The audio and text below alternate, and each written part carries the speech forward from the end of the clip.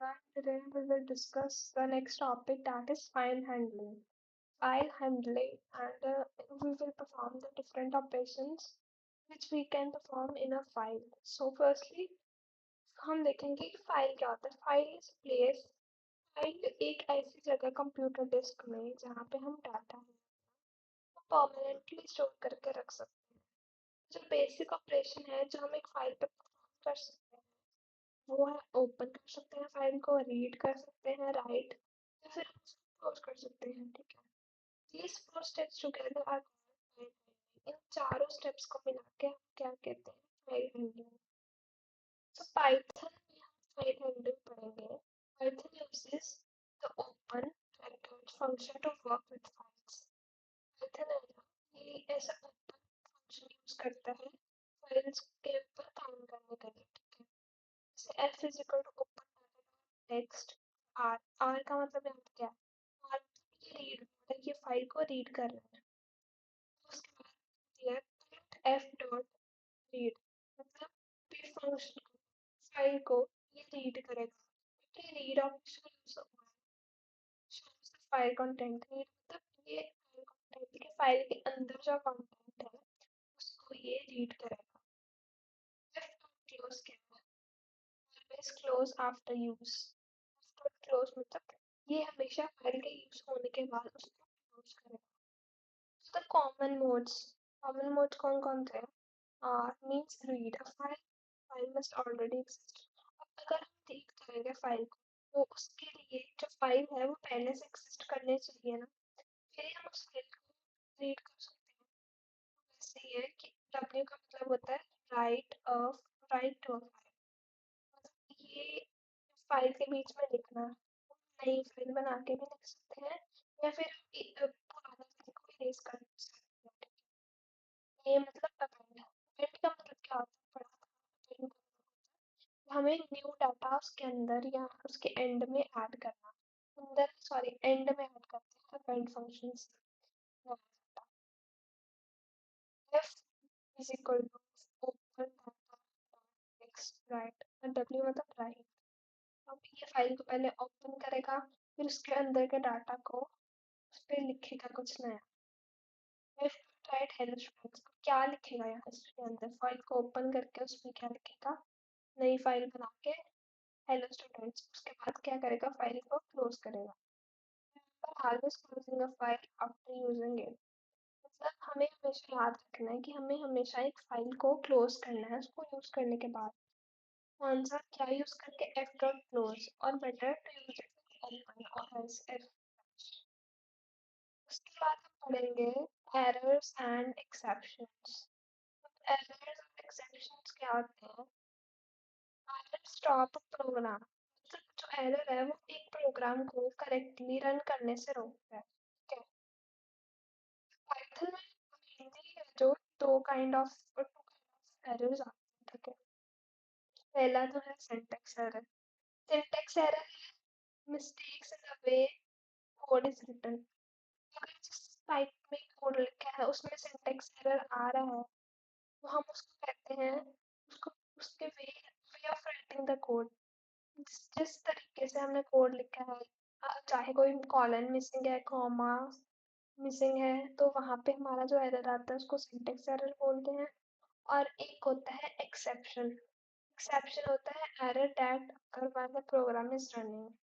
जब program run कर रहा होता है तो जब कोड चाहे वो करेक्ट हो, बट जब रन कर रहा है कोड, जैसे कि हमने किसी चीज को जैसे 10 डिवाइडेड बाय 0 कर दिया तो वहां पे वो जो एरर आ जाता है वो एक्सेप्शन होता है. ठीक है, कि कोड रन करने के बीच में ही आता है एरर. नेक्स्ट है syntax error example. Syntax error example देखते हैं. If true print hello. अगर तो ट्रू है तो हमें क्या प्रिंट करवाना है, हेलो. और मिसिंग सिंटैक्स है यहाँ पे. ठीक है. यहाँ पे सिंटैक्स की प्रॉब्लम है. यहाँ पे हमने हमारा जो कॉलर है ट्रू के बाद वो मिसिंग है. अब एक्सेप्शन एग्जांपल देखते हैं. प्रिंट करवाना है 10 डिवाइडेड बाय 0. यहाँ पे आ जाएगा हमारा 0 डिवीजन एरर, क्योंकि 10 इज नॉट डिविजिबल. उसका रिजल्ट 0 आएगा, इसलिए वहाँ पे 0 डिवीजन एरर आता है। कॉमन एक्सेप्शन, कॉमन एक्सेप्शन देख लेते हैं। 0 डिवीजन एरर आता है डिवाइडिंग द नंबर बाय 0, और जो वैल्यू एरर है वो क्यों आता है, wrong value given. Type error आता है वो जो रॉन्ग डाटा टाइप, मतलब गलत डाटा टाइप करने से टाइप एरर आता है। और हमारे अगर कोई फाइल ओपन करने की कोशिश कर रहे हैं जो कि एग्जिस्ट ही नहीं करती, उसमें हमारा कौन सा एरर आता है, फाइल नॉट फाउंड एरर। ठीक है, उसके बाद हम देखेंगे एरर हैंडलिंग। एरर हैंडलिंग में देखेंगे कि एरर है जो, एरर हैंडलिंग का मतलब होता है, उसका मतलब होता है writing code that ends with error. मतलब instead of crashing the whole program, जो एरर से डील कर सकता है क्रैश करने की बजाय होल प्रोग्राम के, उसको हम कहते हैं एरर। ठीक है, मतलब Python doesn't just using and except keyword, Python error को कैसे हैंडल करता है, इसको ट्राई और एक्सेप्ट कीवर्ड यूज करके ये एक एरर को हैंडल करता है फाइल में। जैसे try colon number is equal to input enter the number, print करेगा 100 से डिवाइड करेगा नंबर को। एक्सेप्ट, अगर तो ये नहीं है ये चीज, तो फिर ये प्रिंट करवा देगा समथिंग वेंट रॉन्ग, मतलब ये क्रैश नहीं करेगा, उसका अल्टरनेटिव ढूंढेगा और वहाँ एक्सेप्ट स्टेटमेंट को एग्जीक्यूट करवा देगा। How it works, Python runs the code inside the try. ठीक है, कोड रन करेगा इनसाइड ट्राई के अंदर। if the error happens, अगर तो एरर आता है तो Python jumps to except and run the code instead of crashing. Crash करने के बजाय अगर तो ये चीज आ रही है तो ट्राई में ये प्रिंट करवा दे, अगर तो नहीं आ रही तो क्रैश करने के बजाय ये एक्सेप्ट वाला चीज है जो जिसमें जो हमने एक्सेप्ट के अंदर लिखा है, जैसे print something is wrong, something went wrong, तो ये एक्सेप्ट स्टेटमेंट प्रिंट करवा देगा। नेक्स्ट है हैंडलिंग एंड एक्सेप्शन। एक्सेप्शन हम कैसे हैंडल कर सकते हैं, we can catch a specific exception by naming it after except, let's give us more extra error message. ठीक है, इसको देखते हैं। Try select a colon number है, integer input enter a number, number enter करना है, प्रिंट करवाना है 100 से डिवाइड करके नंबर को। Except zero division error, zero division error आ गया तो हमें क्या प्रिंट करवाना है, you can not divide by zero. Except value error, अगर वैल्यू एरर आ गया तो हमें प्रिंट करवाना please enter a valid number.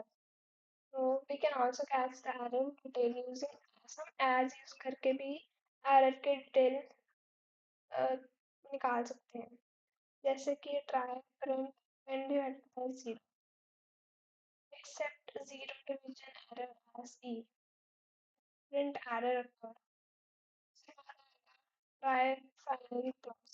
Try finally clause क्या है? The finally block always runs whether or not an error occurs. जो finally block है वो run करेगा ही करेगा चाहे error मतलब आ रहा है या नहीं आ रहा, and it is used for clean up while closing a file। और ये हमारा काम को अच्छी तरह से रखने के लिए, लाइक क्लोजिंग द फाइल अच्छी से करने के लिए हमारा ट्राई फाइनली क्लॉज यूज होता है। जैसे ट्राई, पहले ट्राई करेंगे, एफ ओपन करेगा फाइल को, ठीक है, रीड करेगा और प्रिंट करवा देगा जब हमने रीड किया। एक्सेप्ट, अगर तो फाइल नॉट फाउंड है तो यहाँ पे प्रिंट करके आ जाएगा फाइल नॉट फाउंड। फाइनली कराएगा क्रैश होने के बजाय हमारा यहाँ पे प्रिंट करवाएगा दिस ऑलवेज रन्स। ठीक है, remember try is equal to risky code, try का मतलब होता है रिस्की कोड है। एक्सेप्ट मतलब हैंडल कर देगा एरर, फाइनली मतलब जो फाइनली क्लॉज में लिखा है वो तो हमेशा रन करेगा ही करेगा चाहे जो मर्जी हो जाए। ठीक है, उसके बाद raising an exception, user defined exception.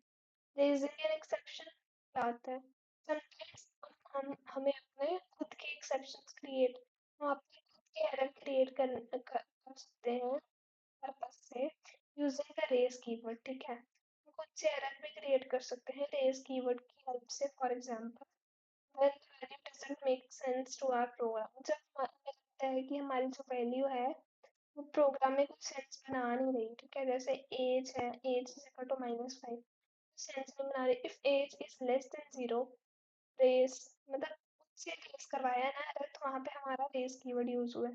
Race value error age cannot be negative, फिर ये यहाँ पे आ जाएगा age cannot be negative print हो गया। सो यूजर डिफाइंड एक्सेप्शन क्या आता है? ये तो रेजिंग एन एक्सेप्शन मतलब खुद से रेज करना। और अब यूजर डिफाइंड एक्सेप्शंस वो होते हैं, we can also create our own new type of exception by making a class that inherit from exception. हम अपने खुद से नए टाइप के एक्सेप्शंस बना सकते हैं। ये कैसे बना सकते हैं? एक क्लास बना सकते हैं जहाँ से वो एरर है वो इनहेरिट हो रहा है, ठीक है। जैसे class negative age error exception, negative age error आ गया, उसको पास कर दिया, ठीक है। अब तो एज क्या 5 है, age is greater than sorry less than 0, raise negative age error, age cannot be negative. उसके बाद है Python error and exception. Try use write the code that might cause an error, मतलब एक ऐसा कोड लिखना जिसमें कोई भी एरर, मतलब जहाँ पे एरर हो सकता है, मतलब जो एरर क्रिएट कर सकता है। ट्राई कीवर्ड का मतलब ये होता है, ठीक है। इसका यूज तब होता है जहाँ पे हमें लगता है कि कोड लिखने में कोई प्रॉब्लम हो सकती है, उसमें एरर हो सकता है। एक्सेप्ट, वो एक्सेप्ट क्या करता है? Handle the error if it happen, except handle करता है एरर अगर हमारा उसमें कोई एरर आ गया। फाइनली, फाइनली क्या आता है? इसकी finally keyword code that always run.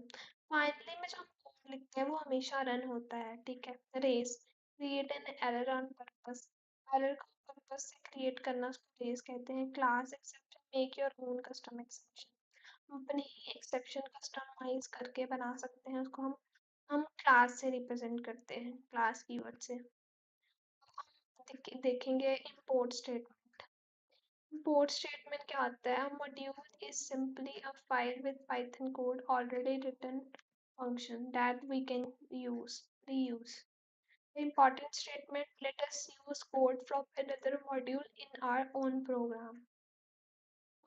जैसे हम import करवाते हैं मैथ्स को, फिर प्रिंट करवाते हैं maths dot square root of 16। Square root of 16 क्या हो गया? हम import करवा रहे हैं मैथ्स, मतलब कि मैथ्स वाला एक कैलकुलेशन यूज करके हमें स्क्वायर रूट निकाल के देगा 16 का। 16 का स्क्वायर रूट क्या आता है? 4। प्रिंट मैथ्स डॉट पाई, प्रिंट करेंगे मैथ्स डॉट पाई की वैल्यू क्या होगी? प्रिंट हो गया 3.14। We must always use the module name before the function name, right? maths dot square, हमें हमेशा मॉड्यूल का नेम यूज करना है फंक्शन के नाम से पहले। जैसे कि import brings in whole module, import है जो वो पूरा मॉड्यूल लेके आता है। So we assess the content using dot notation, हम dot notation से उसके कंटेंट को assess कर सकते हैं। assess from import statement, from import statement के आगे instead of importing the whole module, मतलब पूरे मॉड्यूल को import करने की बजाय हम उसके specific parts को जो हमें need है, जिसकी ज़रूरत है, हम उसकी को import कर सकते हैं सिर्फ। फिर मैथ्स import square और पाई, हम मतलब इसमें मैथ्स में पूरी चीज़ें import करने के बजाय ये सिर्फ हमारा स्क्वायर रूट और पाई को ही import करेगा। उसके बाद है स्क्वायर रूट ऑफ 25, इसमें ये स्क्वायर रूट 25 का प्रिंट करके दे देगा जो पाई है, ठीक है। और पाई की वैल्यू भी प्रिंट करके देगा। We can also import everything using star, मतलब आप कुछ भी इम्पोर्ट कर सकते हैं स्टार यूज करके, but it's not recommended for big problems. From maths import star print factorial of 5, मतलब कुछ भी बिना बताए उसको स्टार ये एस्ट्रिक कीवर्ड यूज कर, एस्ट्रिक का यूज करके कुछ भी इम्पोर्ट कर सकते हैं। जैसे फैक्टोरियल ऑफ 5, 5 का फैक्टोरियल क्या आता है? 120। और उसके बाद है स्टेटमेंट।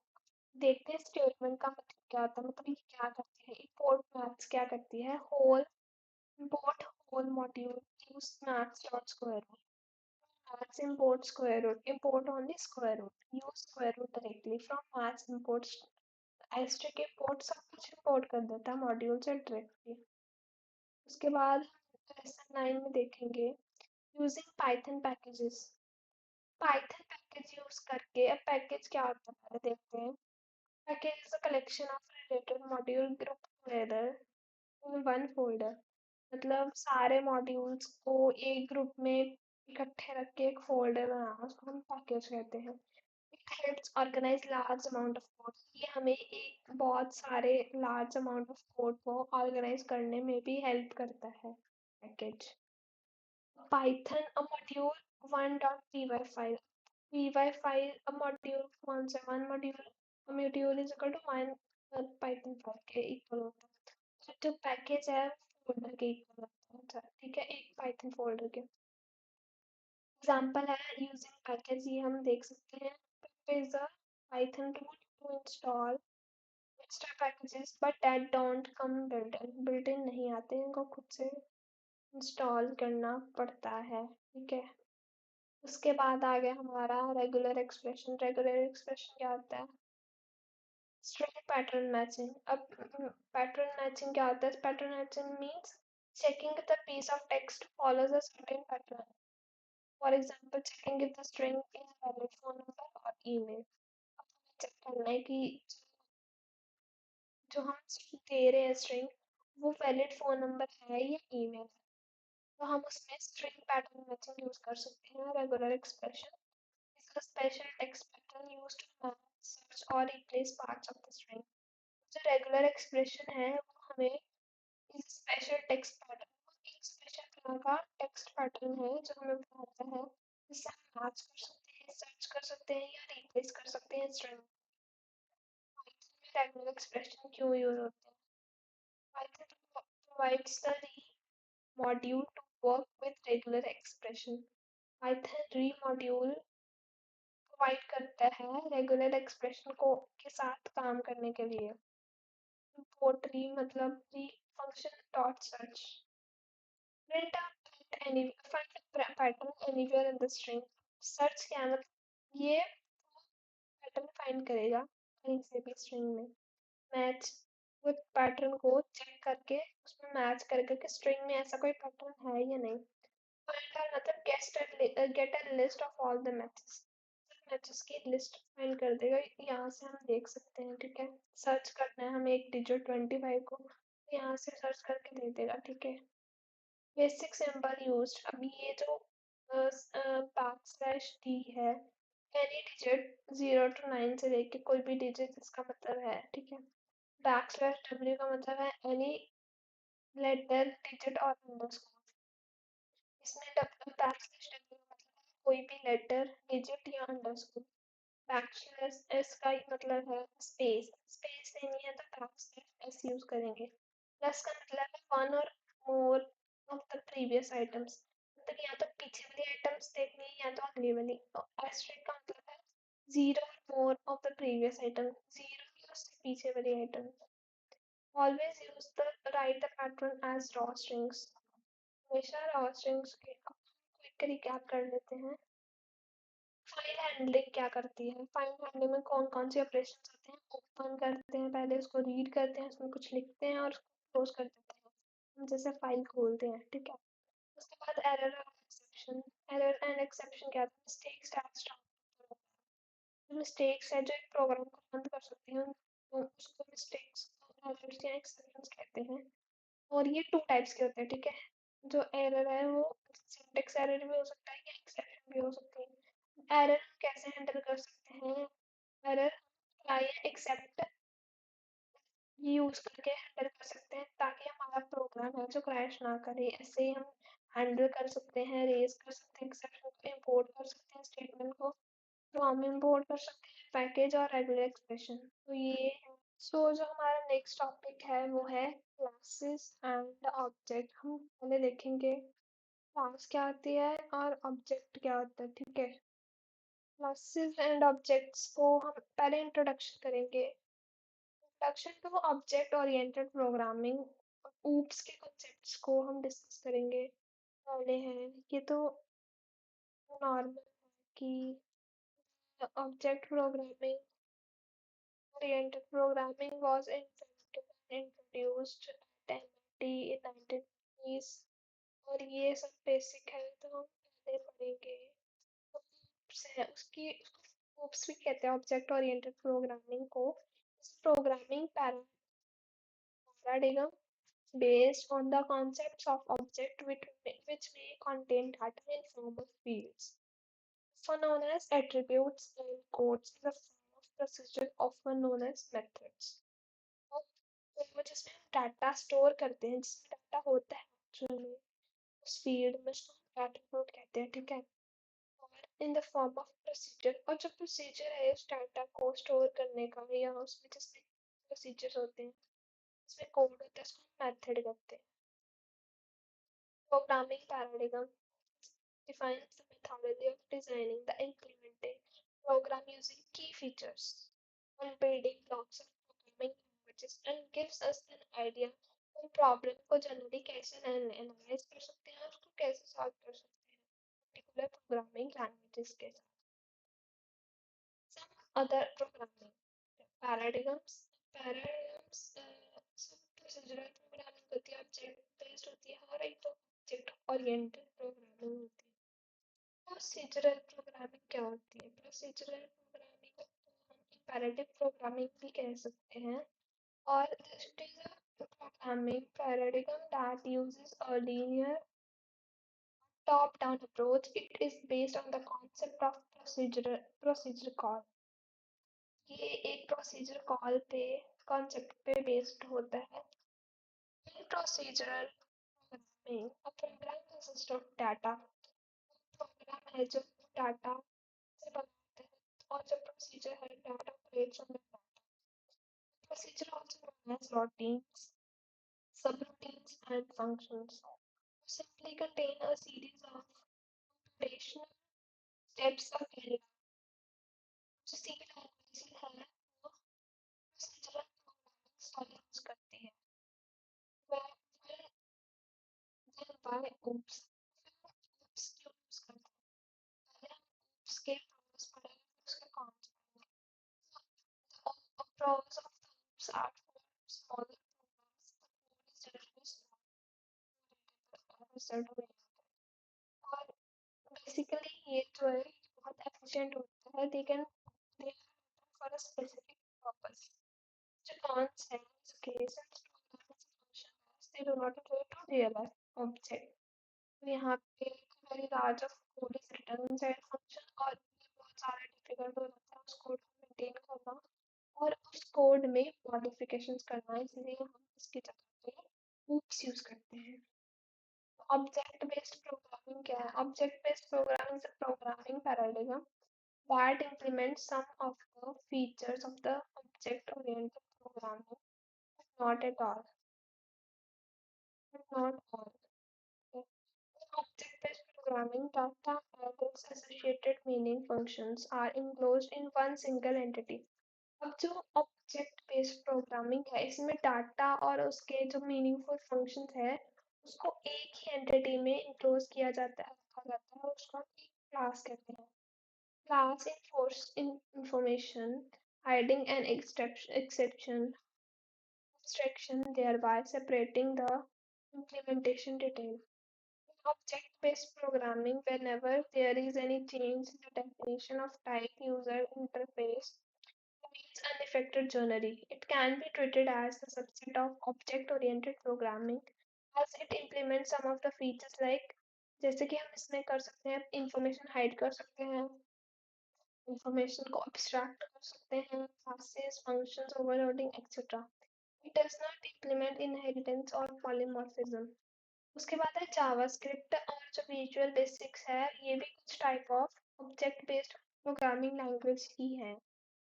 यहाँ पे हम ये बेसिक है. पाइथन का करते हैं. पाइथन में oops कॉन्सेप्ट है आते हैं. ठीक है.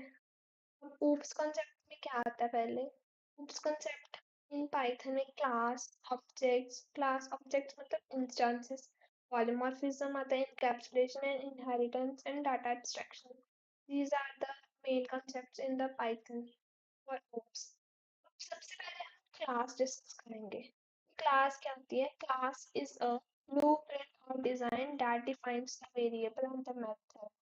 क्लास होती है एक वेरिएबल का ब्लूप्रिंट जो उसके मेथड और method and the method common to object, और जो मेथड है जो कॉमन होता है ऑब्जेक्ट के लिए उसको हम डिस्कस करते हैं, उसको डिफाइन करते हैं एक क्लास में, ठीक है। Data stored in its variable is called as attribute. अब जो एक डाटा वेरिएबल में स्टोर होता है उसको हम कहते हैं एट्रीब्यूट या field. Code that can assess this data, जो कोड इस डाटा को असेस कर सकता है और हमें नेसेसरी जो हमें चाहिए उस आउटपुट को दे सकता है, उसको हम मेथड या फंक्शंस कहते हैं, ठीक है, क्लास में। सो ऑब्जेक्ट्स, ऑब्जेक्ट क्या होता है? Object is a software bundle of variable and related method.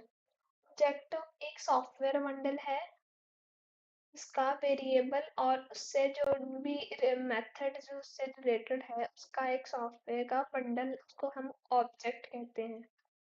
हम अपने रियल लाइफ वर्ल्ड में ऑब्जेक्ट देखते हैं, जैसे कि मोबाइल फोन, कार या क्लॉक वगैरह देखते हैं, तो ये जो है these are the share the characteristics of state and behavior. So, for example, the mobile have state, model name, color, battery saver। उसका behavior क्या है, क्या वो कौन कौन से काम कर सकता है, जैसे कि कॉलिंग कर सकते हैं, फोन में हम म्यूजिक प्ले कर सकते हैं, वीडियो रिकॉर्ड कर सकते हैं। नेक्स्ट है पॉलीमॉर्फिज्म। पॉलीमॉर्फिज्म में क्या आता है? The word polymorphism means having many forms. Programming, polymorphism means the same function name but different signatures being used for different types। तो जो पॉलीमॉर्फिज्म है इसका मतलब है ये बहुत सारी फॉर्म्स, पॉली मतलब बहुत सारी फॉर्म्स होना, ठीक है।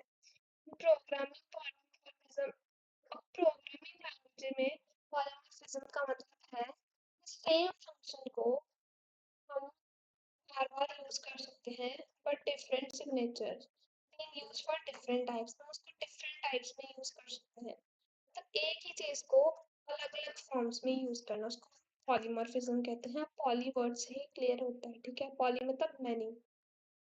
आगे है हमारा इनकैप्सुलेशन। इनकैप्सुलेशन क्या होता है? Data encapsulation is the way of combining both data and functions that operate on the data under single unit. When this data is not accessible to outside world directly, it can be accessed only through the member functions. This insulation of data from direct access by the program is called data hiding. Data hiding क्या होता है? मतलब encapsulation में, data encapsulation क्या होता है? दो data को मतलब कंबाइनिंग डाटा और फंक्शन को कंबाइन करके उसमें एक सिंगल यूनिट बनाना ऑपरेशन के लिए। मतलब डाटा और फंक्शन को कंबाइन करके उसको एक ऑपरेट करने के लिए उसको सिंगल यूनिट के अंदर बनाना, उसको हम कहते हैं डाटा इनकैप्सुलेशन। और जो डाटा हाइडिंग होता है, ये जो इम्पोर्टेंट डाटा है वो हर किसी के लिए एक्सेसिबल नहीं होता आउटसाइड वर्ल्ड में, तो उस डाटा को असेस ओनली वही मेंबर फंक्शन कर सकते हैं जिनके पास उस डाटा का एक्सेस हो। तो ये जो इंसुलेशन है डाटा की, that insulation of data from direct access, उसको डायरेक्टली असेस करने से हाइड करना, उसको हम कहते हैं data hiding. Abstraction and encapsulation are completely concepts, complementary concepts, where abstraction focuses on observable behavior and encapsulation focuses upon the implementation that gives rise to this behavior. Encapsulation उस implementation पे focus करता है जो इस behavior को, जहाँ से ये behavior आता है उसका। Inheritance क्या होता है? Inheritance मतलब एक जैसे कोई भी चीज़ है उसकी सब क्लास होना, एबिलिटी टू क्रिएट सब class from the existing class. एक क्लास है, ठीक है, समझ लो, और उससे उसकी अगली क्लास एक बनाने में, मतलब इसी क्लास से अगली क्लास बनाने में, मतलब उस चीज को इनहेरिट करना आगे सब क्लासेस में, क्लास से उसकी सब क्लास जनरेट करनी। डाटा एब्स्ट्रैक्शन क्या है? एब्स्ट्रैक्ट मतलब डाटा निकालना। Data abstraction refers to the art of representing essential features without including the background detail and explanation. Data abstraction मतलब essential features, जो इसमें important functions है, ये features है, सिर्फ उसको represent करना, और जो बाकी का फालतू का background details और explanation है उसको hide कर देना, सिर्फ important चीजें represent करनी, उसको हम data abstraction बोलते हैं। इम्पोर्टेंट डाटा एब्स्ट्रैक्ट कर लिया, बाकी का रहने देते हैं बैकग्राउंड में. Consider the example of the switchboard. You can only press certain switches according to your requirement. What's happening inside, how it's happening, you don't know, or you don't need to know what's happening. ठीक है, हमें पता करने की जरूरत नहीं है, हमें सिर्फ उस स्विच बोर्ड से एक स्विच प्रेस करना है ताकि हमारी लाइट या फैन ऑन हो जाए. हमें ये नहीं पता कि स्विच के पीछे क्या हो रहा है, कैसे हो रहा है, हम उसे जानने की कोई जरूरत नहीं है. वैसे ही डाटा एब्स्ट्रैक्शन में होता है. ठीक है, this is an abstraction. You know only essential things to operate without knowing the background details of the switch. Data कैसे क्रिएट कर सकते हैं? डाटा क्रिएशन है, how will you create class? Class can be defined using class keyword. अब class कैसे बना सकते हैं? क्लास कीवर्ड का यूज करके. by the convention by convention capitalized name refers to classes in Python. अब classes का name है जो वो कैपिटलाइज करते हैं ताकि हम उसको रेफर कर सकें. जैसे class consists of 5 key members. Constructor, the constructor must have a special name. INIT initial. INIT क्या होता है? कंस्ट्रक्टर का नाम होता है, उसके आगे ओपन और क्लोज पैरेंथेसिस यूज करते हैं. And a special parameter called self. अब सेल्फ भी यूज होता है, ये भी एक पैरामीटर है. ठीक है, in Python the constructor is invoked automatically whenever a new object of class is instantiated. उसके बाद है क्लास वेरिएबल या क्लास एट्रीब्यूट. क्लास वेरिएबल क्या होता है? क्लास वेरिएबल में इंफॉर्मेशन होती है जो हम शेयर करते हैं ऑब्जेक्ट ऑफ क्लास, तो क्लासेस के ऑब्जेक्ट्स के साथ शेयर करते हैं. इंस्टेंस वेरिएबल और instance attribute N attribute that is created for instance, इसको हम कहते हैं instant variable. Method, a function that can assess any of these variable. Method क्या होता है? जो ये सब फंक्शंस में वेरिएबल को असेस कर सकता है. अब हम क्लास का सिंटैक्स देखते हैं. पहले है क्लास, उसके बाद जो क्लास का नाम है वो कैपिटल लेटर से स्टार्ट होगा. ठीक है, क्लास का नाम, फिर उसके बाद कॉलन, उसके बाद वेरिएबल 1 2 और n वेरिएबल, जितने वेरिएबल हमें, फिर उसके बाद क्लास को डिफाइन करना है. डिफाइन INIT, उसके बाद उसमें पैरामीटर्स लिखने हैं, उसके बाद सभी ऐसे करके लिखने हैं जितने भी क्लास हमने वेरिएबल्स डिफाइन किए हैं. हम क्लास कैसे क्रिएट कर सकते हैं? सिंटेक्स है उसका, नाम लिखना, स्टेटमेंट्स लिखनी है. जैसे एग्जांपल है क्लास, माई क्लास. क्लास का नाम क्या है? My class. उसमें स्टेटमेंट क्या है? x equal to 5. अगर प्रिंट करवाएंगे माई क्लास तो यहाँ पे 5 प्रिंट हो जाएगा. अब हम ऑब्जेक्ट कैसे क्रिएट कर सकते हैं क्लास में? और सॉरी, ऑब्जेक्ट्स क्लासेस डिफाइन. अगर हम एक बार क्लास डिफाइन कर सकते हैं तो उसके लिए हो जाएगा. उसके लिए फिर उसके बाद हम क्या करना है? पहले क्लास क्रिएट करके उसके बाद हमें ऑब्जेक्ट क्रिएट करना है. ऑब्जेक्ट या उसको हम इंस्टेंस भी कह सकते हैं. Object can then access class variable and class method using dot operator. अब डॉट ऑपरेटर यूज करके हम क्लास के कंटेंट है जो उसके क्लास का मेथड है उसको डॉट ऑपरेटर से हम असेस कर सकते हैं. ठीक है, नेक्स्ट है जो ये प्रोग्राम जो assess class variable. So the next है हमारा concept, वो है class method and self arguments. Class method क्या होता है? Class method को हम function defined in the class भी कह सकते हैं. जो function हमारे class के अंदर define होता है are exactly same as ordinary function that we have been defining so far with just one small difference. मतलब इसमें सिर्फ एक ही difference होता है. Class method must have the first argument name as self. Class method है उसका first argument है जो उसका नाम सेल्फ से स्टार्ट होना चाहिए. This is the first argument that is added to the beginning of the parameter list. और इसको हम बिगिनिंग की पैरामीटर लिस्ट की बिगिनिंग में सेल्फ. मोreover, अगर हम किसी वैल्यू में पैरामीटर पास नहीं करते, मतलब किसी वैल्यू में और you do not pass a value for this parameter, then you call the method. और value तो हमें इस वैल्यू में इसके पैरामीटर पास करने की जरूरत नहीं होती है, क्योंकि जो पाइथन है उसको ऑटोमेटिकली वैल्यू असाइन वगैरह कर देता है. सिर्फ access the class members using class functions. जैसे क्लास है हमारी ABC, ABC क्या है, क्लास का नाम। इसमें हमारे तो पहले से वेरिएबल, क्लास वेरिएबल डिफाइन करते हैं और डिस्प्ले करते हैं रिजल्ट्स। क्या करवाएगा इन class method object ABC object dot variable. अभी class variable is possessed using class object।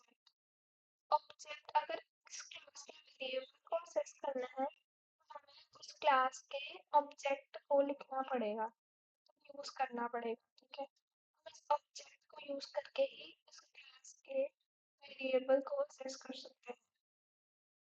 Print object variable और ऑब्जेक्ट डॉट डिस्प्ले, डिस्प्ले हो जाएगा हमारा ये ऑब्जेक्ट। एग्जांपल है इसकी, फर्स्ट एग्जांपल है program to find the area of rectangle. Rectangle का एरिया कैसे फाइंड कर सकते हैं। हमें पहले क्लास बनानी है, क्लास का नाम है room. we create a class, class room, length है इसकी 5, एरिया निकालना है, एरिया क्या आता है, फॉर्मूला क्या आता है, लेंथ इंटू ब्रेड्थ। हम उस लेंथ की वैल्यू गिवन है 5, ब्रेड्थ की गिवन है 6। मेथड है कैलकुलेट करने का एरिया को, if calculate area self area of room self dot length, अब self dot length एरिया और लेंथ को कैलकुलेट करेंगे और उसको एस्टेरिस्क के साथ मल्टीप्लाई करेंगे लेंथ को ब्रेड्थ के साथ। तो क्रिएट हो जाएगा हमारा ऑब्जेक्ट रूम, एक्सेस करेगा method inside the class study underscore room. तो ये कैलकुलेट क्या करेगा, एरिया कैलकुलेट करेगा। सेकेंड एग्जांपल है program to find the area of rectangle. Rectangle का एरिया पहले हम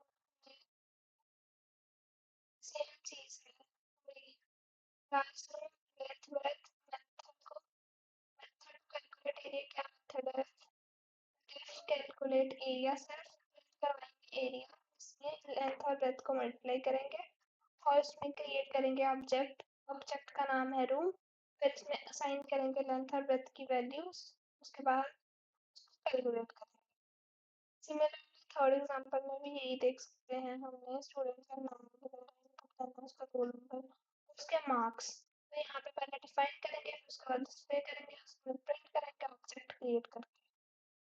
fourth example is also the same. अब हम आगे आते हैं कंस्ट्रक्टर्स पे। कंस्ट्रक्टर्स क्या होते हैं, कंस्ट्रक्टर्स इनिशियलाइज मेथड।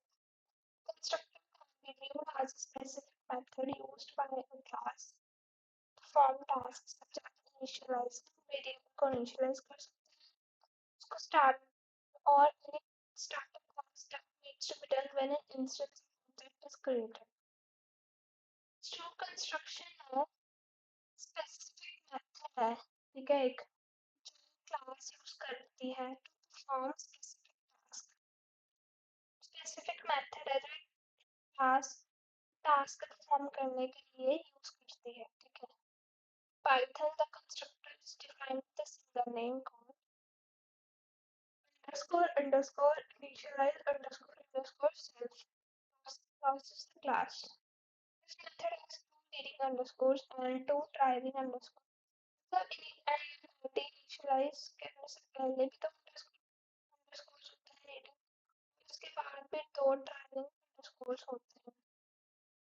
उसके बाद है default constructor। When we create a class without a constructor, कोई भी क्लास एक कंस्ट्रक्टर के बिना क्रिएट करते हैं, पाइथन उसको ऑटोमेटिकली उसका एक डिफॉल्ट कंस्ट्रक्टर क्रिएट कर देता है और that doesn't do anything but instead वो उसको इंस्टेंसेस को ऑब्जेक्ट के इंस्टेंसेस को बनाता है, ठीक है। तो पहले क्लास का क्लास का नाम क्या है, कार, और उसके बाद उसका मेंबर नेम और कलर। क्लास मेंबर कौन से है, नेम, उसका ऑब्जेक्ट बनाएंगे, object Honda car. Constructor Python can be implemented based on the number of arguments. So based on the number of arguments, a specific constructor of the class is implemented when an instance is created. So constructor की example है class ABC initialize self variable print करेगा class method self variable is equal to variable print करवा देगा the value is value object क्या है इसमें ABC 10 इस constructor के सेकंड एग्जांपल है थर्ड है ऐसे ही कितने सारे एग्जांपल्स दिए हैं इस क्वेश्चन नेक्स्ट है हमारा class and object variable basically variable के टू टाइप्स होते हैं फर्स्ट है क्लास वेरिएबल ऑब्जेक्ट वेरिएबल अब क्लास वेरिएबल क्या होता है क्लास वेरिएबल क्लास ओन करती है क्लास वेरिएबल ठीक है और ऑब्जेक्ट है और ईच ऑब्जेक्ट ऑब्जेक्ट वेरिएबल को ओन करता है तो क्लास हैज एन ऑब्जेक्ट अगर किसी क्लास में एन ऑब्जेक्ट्स है तो वहाँ पे एन सेपरेट कॉपीज होंगी उस ऑब्जेक्ट की उस ऑब्जेक्ट के लिए फिर have their own subject variable उसके अपने सब्जेक्ट्स वेरिएबल होंगे और उसकी अपनी ही सब्जेक्ट्स की ऑब्जेक्ट की कॉपीज होंगी ठीक है object variable not shared between object जो ऑब्जेक्ट वेरिएबल है वो दो ऑब्जेक्ट्स के बीच में शेयर नहीं हो सकता change made to the object will not be reflected अगर एक चेंज आप करेंगे किसी एक ऑब्जेक्ट में ठीक है तो इसका मतलब ये नहीं है कि दूसरे ऑब्जेक्ट में भी उसका चेंज हो जाएगा तो एक चेंज करेंगे दूसरे में चेंज नहीं होगा automatically if a class has one variable then it will only copy only from that variable अगर उसका एक वेरिएबल है तो उसकी एक ही कॉपी बनेगी ठीक है आगे हमारा क्लास एंड ऑब्जेक्ट वेरिएबल जिससे हम क्लास एंड ऑब्जेक्ट वेरिएबल उसमें मॉडिफाई कर सकते हैं उसके बाद एम्प्टी क्लास है क्लास क्या होती है एम्प्टी क्लास होती है जिसमें कुछ भी कोई मेंबर डिफाइन नहीं होता विदाउट एनी मेंबर उस क्लास को हम एम्प्टी क्लास बोलते हैं यहाँ पे जैसे क्लास का नाम है ही नहीं कोई क्लास का नेम तो लिखेंगे और उसके बाद डॉक स्ट्रिंग उसमें कुछ पास ही नहीं करेंगे वैल्यू भी देंगे क्लास को पे उसमें there is nothing to pass the statement so the statement requires the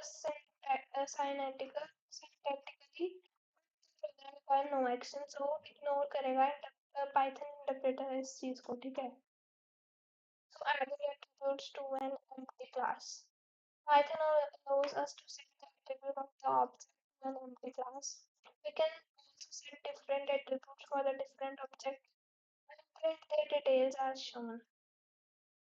So firstly class का नाम उसको पास करेगा फिर ऑब्जेक्ट वन होगा जिसका क्लास नाम उसका क्लास का नेम होगा ऑब्जेक्ट की एज होगी उसके बाद उसकी डिटेल्स आएंगी सेकंड ऑब्जेक्ट की तो ऐसे ही मल्टी क्लास में कुछ खास नहीं रहेगा तो ये कुछ प्रॉब्लम्स और ये इसके सॉल्यूशंस हैं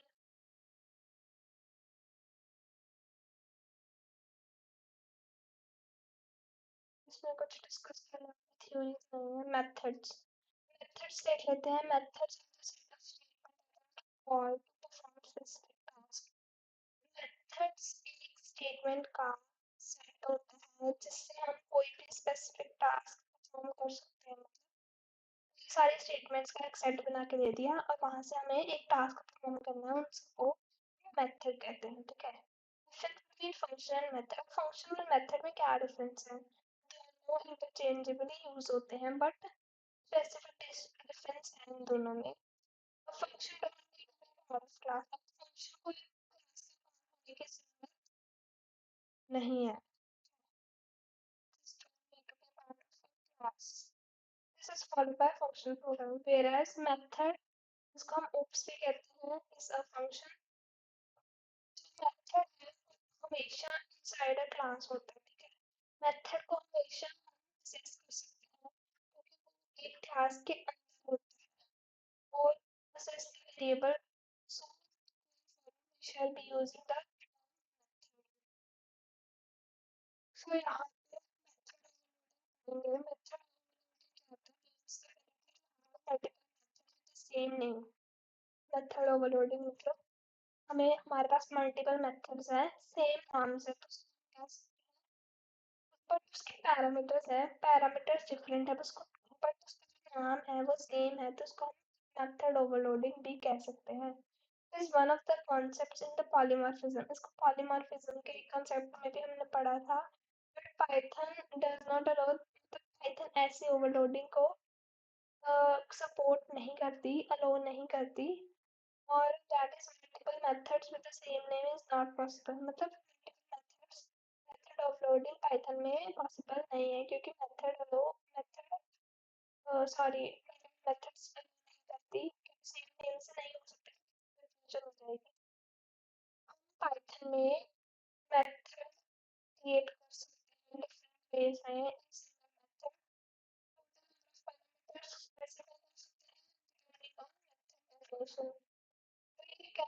जीरो वन और मोर आर्ग्यूमेंट। ये मेथड ओवरलोडिंग के एग्जांपल इनहेरिटेंस कर देते हैं। इनहेरिटेंस क्या आता है? Inheritance is the process by which an object of one class acquires the properties of another class object।